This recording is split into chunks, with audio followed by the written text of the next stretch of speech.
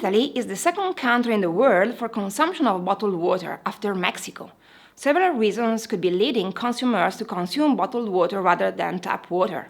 Usually, this is due to a lower trust in tap water resulting from a lack of knowledge, misinformation and bias caused by bottled water labels and advertisements. Let's go through some of the false myths related to tap water quality and risk. For each myth, let's see what the real facts are. We usually use our senses to decide whether or not to consume a specific drinking water. For most people, freshness, clarity, and lack of taste are sufficient aspects to induce such a choice. It's a common belief that the water sources in the mountains and countryside offer more pristine water compared to tap water in the cities. However, our sense organs are not able to perceive most of the substances present in the water, thus transparency and absence of strange flavors are not a guarantee of potability and absence of risk. Potable means that the water is safe to be regularly consumed over the lifetime. This is not because it is refreshing or clear, but because it matches specific physical, chemical, and microbiological characteristics regulated at European and Italian level by a list of about 55 parameters. In general, the danger of sourcing from an unknown and uncontrolled source is underestimated. Even on mountains, the environment surrounding the water source, contrary to appearances, could be not pristine, and finding drinking water in its natural state is not obvious. There are various types of contaminants. Some can be completely natural, present in rocks and soils, and transmitted to the water that flows through them. Others come from human activities located even far away from the water source. Moreover, microbiological contamination is more widespread than one can imagine in natural environments. For example, it might be caused by cattle and wild animals.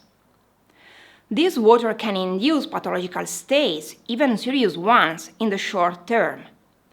The water sources close to cities are more polluted by anthropic activities, but the water is treated and constantly monitored to verify its compliance.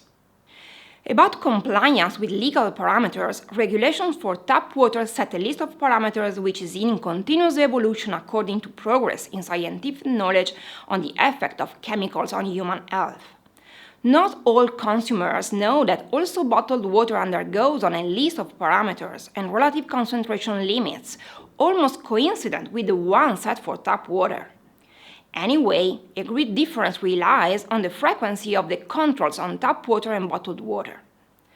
Tap water is monitored daily or at maximum weekly, depending on the distributed volume and the sourced water quality variability.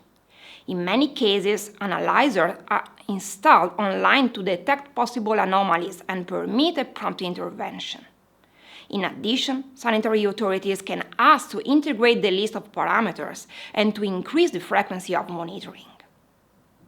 About bottled water regulations set only a self-certification once a year on the sourced water, and no other controls are required and performed after bottling. Another characteristic often influencing the choice on water consumption is water hardness, or the total amount of dissolved solids.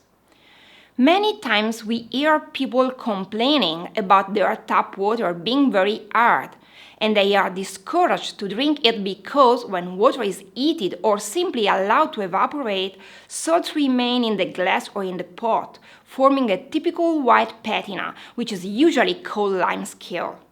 The belief is that lime scale can be dangerous for kidneys. Water hardness is linked to the content of calcium and magnesium, which are bioavailable, meaning that they can be assimilated by our organism. In fact, our body needs these salts to support biological functions, as well as to store calcium into bones. A calcium deficiency is a risk factor for osteoporosis. Also, dissolved solids are important for our metabolism. Let's think about when we have an intense physical activity and we need to replenish mineral salts. The formation of lime scale is only the consequence of the chemistry of these minerals when the temperature greatly changes, which does not occur in our body. Heating or evaporation takes place in the appliances and in tools we use to prepare food.